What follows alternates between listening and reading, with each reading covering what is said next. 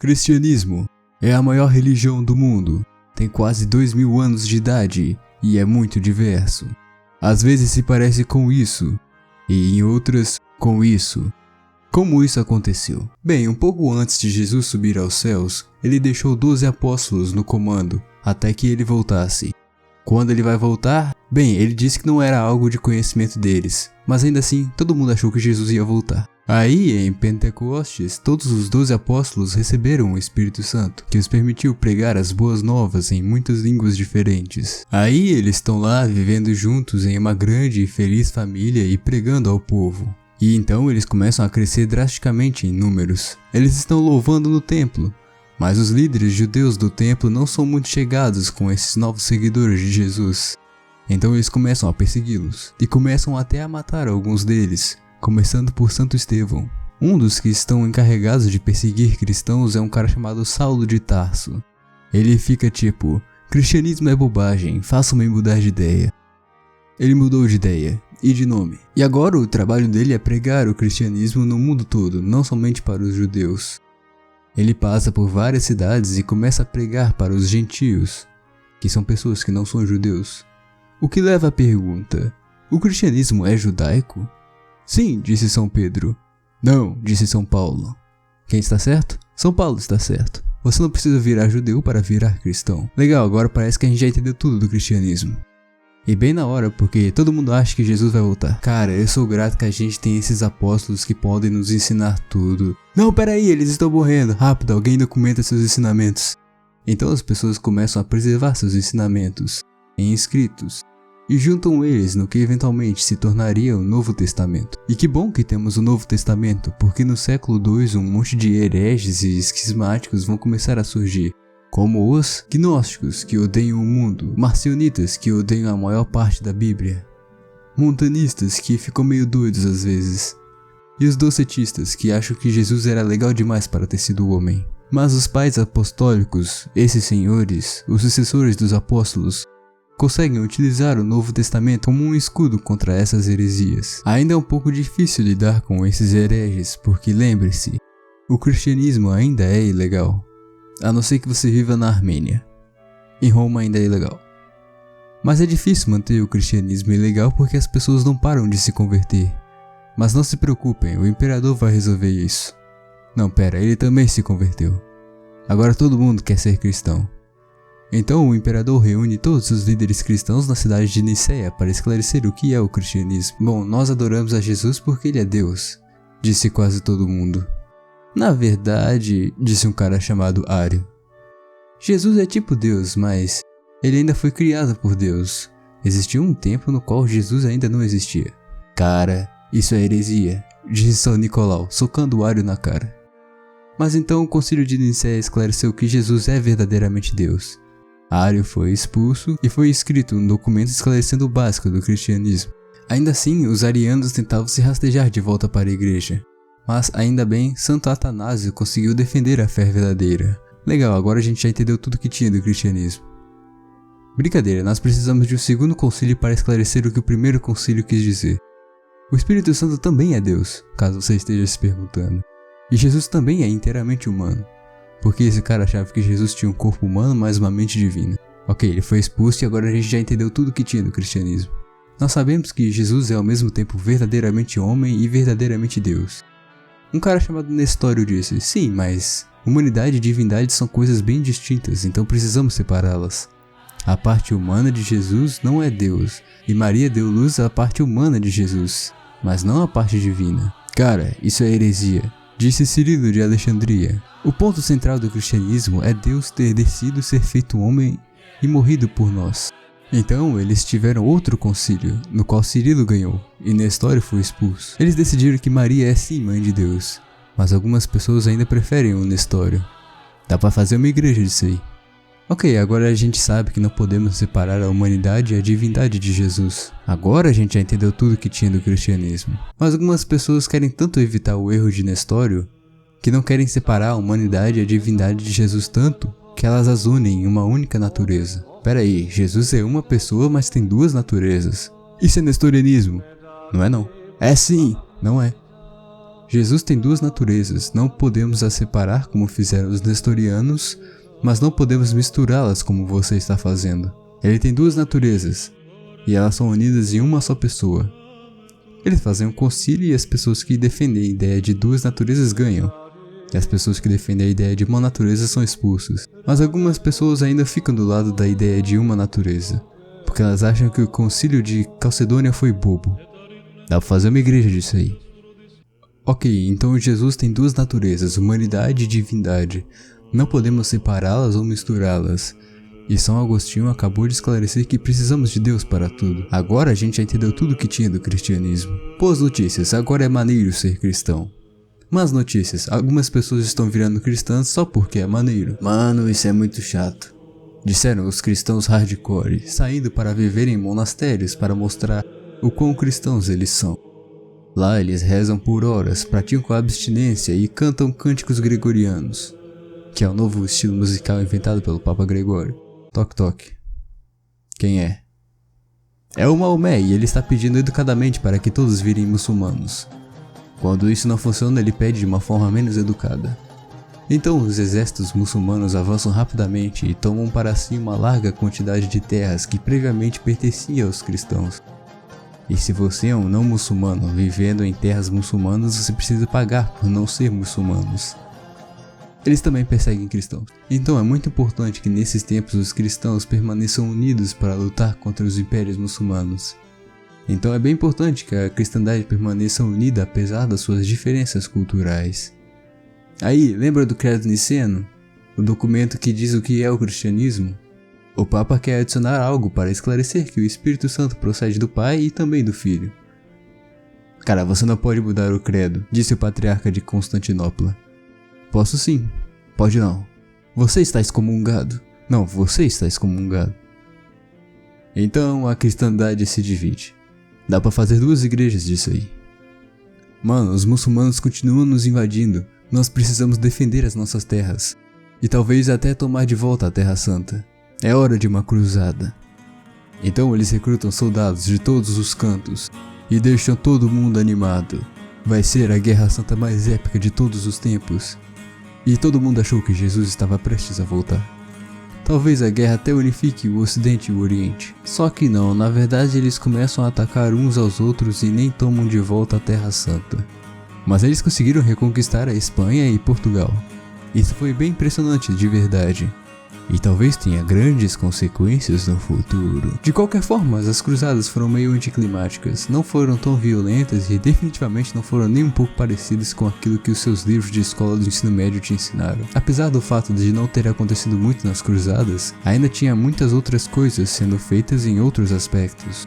Como Santo Anselmo, descobrindo que Deus existe, porque ele existe por causa da forma que ele é. E bem na hora para o período do escolasticismo medieval, São Tomás de Aquino também chega junto e descobre outras razões para a existência de Deus. Ele tem todo o sistema para entender tudo, e a Igreja Católica apoia ele. A Igreja Ortodoxa tem uma alternativa. Ele não é o único fazendo isso, todo mundo está tentando aprender tudo. E já que estamos tentando aprender tudo sobre Deus, nós deveríamos aprender mais sobre o mundo também. Porque o mundo é criação de Deus. Então eles começam a aprender sobre astronomia, ciência, matemática, música e criam a base para a ciência moderna, já que a teologia é a rainha das ciências. E eles ainda criam um sistema de universidades modernas em Oxford e também o sistema de hospitais modernos. Agora sim a gente já entendeu tudo sobre o cristianismo. Mano, a igreja tá ficando meio corrupta. Cala a boca. É hora da peste negra. Todo mundo está morrendo e ninguém sabe porquê, então todo mundo acha que Jesus está prestes a voltar. Mas a peste negra acaba e a igreja arruma tempo para festejar. Então eles começam a fazer muita arte e outras coisas. É a renascença. Mas quem está pagando por tudo isso? Muito simples. As pessoas dão dinheiro para o Papa e o Papa dá menos tempo para elas no purgatório. Cara, isso é muito corrupto. Está na hora de um homem corajoso falar contra isso. Martinho Lutero? Não, é o Hus, João Hus. Ele vai reformar a igreja. Dá pra fazer uma igreja disso aí. Mas ele não consegue e acaba sendo executado. Que pena, tente de novo em 100 anos. Martinho Lutero tem uma coisa para dizer. 95 coisas na verdade. E ele as prega na porta da igreja. Talvez ele consiga convencer a igreja católica de seus pontos. Só que não, ele é expulso e excomungado. mas as igrejas locais continuam a ir pro lado dele, fazendo a reforma ainda assim. Então ele começa a reformar os ensinamentos da igreja, dizendo que a salvação é apenas mediante a fé, purgatório não existe e a Bíblia é a nossa única autoridade final. Todo mundo começa a ficar bem irritado e todo mundo acha que Jesus está prestes a voltar, mas a reforma continua a se espalhar pela Alemanha. Mas será que está acontecendo em outro lugar? Tá sim, na Suíça. Será então que a gente consegue juntar as duas reformas e juntos reformar a igreja inteira? Então Lutero, o líder da reforma alemã, se reúne com Zwinglio, o líder da reforma suíça, para ver se eles concordam com os assuntos. Mano, o que você acha sobre a Santa Ceia? Bem, o pão não é literalmente o corpo de Cristo. Como assim? Ele literalmente fala, esse é o meu corpo. Bom, na verdade, esse é o meu corpo significa, esse representa o meu corpo. Não, esse é o meu corpo significa, esse é o meu corpo. É significa é. Calma aí, Lutero. Cai fora, Zwinglio. Não deu certo, e agora tem duas reformas diferentes. Dá pra fazer igrejas disso aí. Também existem alguns radicais que não querem ser parte de nenhum dos dois, porque eles querem mudar tudo. E isso significa não batizar bebês. Dá pra fazer uma igreja disso aí. Cara, esse monte de reformas acontecendo, disse Henrique VIII. Não se preocupe, Papa, eu nunca te deixarei. Você não pode divorciar da sua esposa, disse o Papa. Então Henrique VIII cancela o Papa e faz ele mesmo ser o líder da igreja da Inglaterra. Dá pra fazer uma igreja disso aí. Parece que Zwinglio morreu, então João Calvino está predestinado a ser o novo líder da reforma suíça. E ele também está predestinado a escrever um livro enorme sobre vários assuntos, incluindo sobre o fato de que Deus está no controle de tudo, especialmente se você será salvo ou não. Ele quer se unir com os luteranos, então ele modifica a visão reformada da Santa Ceia, onde ele diz que nós recebemos o corpo e o sangue de Cristo verdadeiramente, mas espiritualmente. Ele manda sua visão para eles, mas eles deixam ele no visualizado para sempre. João Knox leva as ideias da reforma de Calvino para a Escócia e faz com que as igrejas sejam controladas por anciãos ou presbíteros. Dá para fazer uma igreja disso aí. Mas a igreja da Inglaterra não tem certeza se ela é reformada ou católica. Então eu acho que deve estar no meio termo. Ainda não é bom o suficiente, disseram os puritanos, tentando purificar a igreja da Inglaterra de todas as coisas católicas. Dá pra fazer uma igreja disso aí. Alguns desistem de purificar a igreja e só migram para a América. Leva um tempo até a poeira baixar, mas quando chega a hora, começa o escolasticismo protestante. Vamos escrever tudo o que nós acreditamos e colocar nossas crenças em sistemas teológicos categorizados. Os calvinistas holandeses estão escrevendo tudo o que eles acreditam, incluindo a parte sobre predestinação. Arminius é um deles, mas ele não gosta da parte da predestinação. Então os reformados holandeses esclarecem qual é a posição calvinista. Apesar disso, isso inspira as pessoas a começarem um monte de universidades para estudar um monte de coisas. E as crenças religiosas das pessoas inspiram elas a fazerem avanços em campos da matemática, música, direito e filosofia. E agora sim parece que já entendemos tudo sobre o cristianismo. Cara, isso está indo longe demais. Nós precisamos de menos dessa nerdada de teologia e mais piedade individual, disseram os pietistas, que estavam achando as igrejas luteranas muito nerd. Então eles inventaram o conceito de estudo bíblico, já que tudo precisa ser mais pessoal. Algo semelhante está acontecendo nas colônias da América, onde vários pregadores estão indo por aí pregando que a experiência religiosa pessoal é mais importante do que o rito religioso. Um desses caras é João Wesley, que quer despertar a igreja anglicana, que ele acha que acabou ficando espiritualmente fria. Para isso ele acaba criando um movimento que acaba virando outra igreja sobre isso. Todo esse questionamento das autoridades religiosas está levando as pessoas a questionarem tudo, que acaba levando ao iluminismo. A América questiona se precisa de um rei, e a França vai além e questiona se precisam de Deus. Aposto que eles serão os povos mais iluminados da história. Só que não, eles matam muita gente, acho melhor a gente não ir por aí. De qualquer forma, o iluminismo acaba deixando tudo mais secular, e algumas pessoas adotam uma visão mais deística de Deus, o que causa alguns a pensarem que precisamos de um novo grande avivamento. O povo está começando a desconfiar da religião tradicional. Então agora nós temos avivamentos, movimentos sociais e várias sociedades particulares. Também existe o movimento restauracionista, onde as pessoas tentam reconstruir o cristianismo do zero. Dá pra fazer um monte de igrejas sobre isso. Algumas são até abertamente heréticas. Sendo assim, nem preciso dizer, né? Tudo isso está acontecendo nos Estados Unidos, mas como está a Europa? A Prússia acaba de decidir que as igrejas luteranas e reformadas do país precisam se unir. Elas acabam sendo só reformadas, então os luteranos fogem para a América. Eu me pergunto como estão indo os católicos, não ouço sobre eles tem um tempo. Eles acabaram de ter um concílio onde decidiram que o Papa pode fazer declarações infalíveis.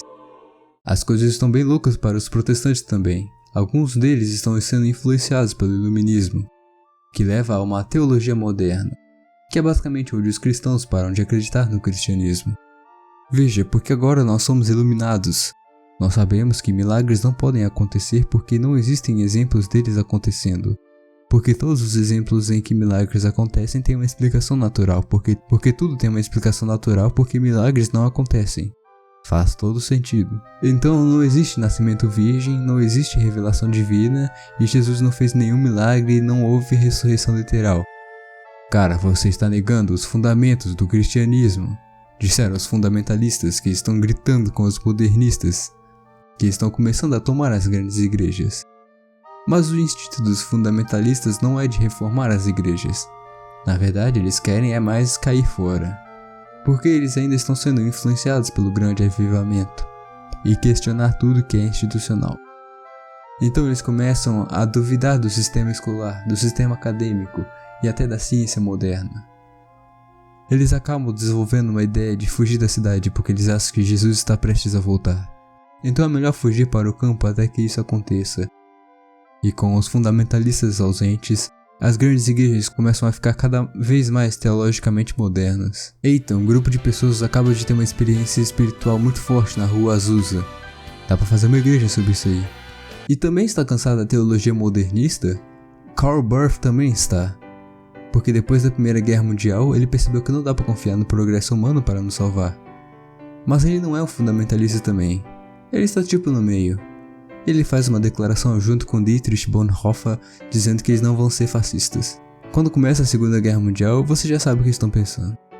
Depois que acaba a guerra, é formado o Estado de Israel, o que causa um crescimento no pensamento dispensacionista, onde as pessoas acham que o Estado de Israel vai fazer Jesus voltar. Alguns fundamentalistas querem uma visão mais diet do fundamentalismo, parcialmente porque eles não gostam de racismo. Falando de evangélicos, muitas igrejas agora não têm uma denominação, apesar de que quase todos os casos são batistas. E um monte de cristãos conservadores estão correndo para essas igrejas, fugindo das suas igrejas tradicionais. O que faz com que essas igrejas tradicionais fiquem ainda mais modernas em sua teologia. O que será que os católicos estão fazendo enquanto isso?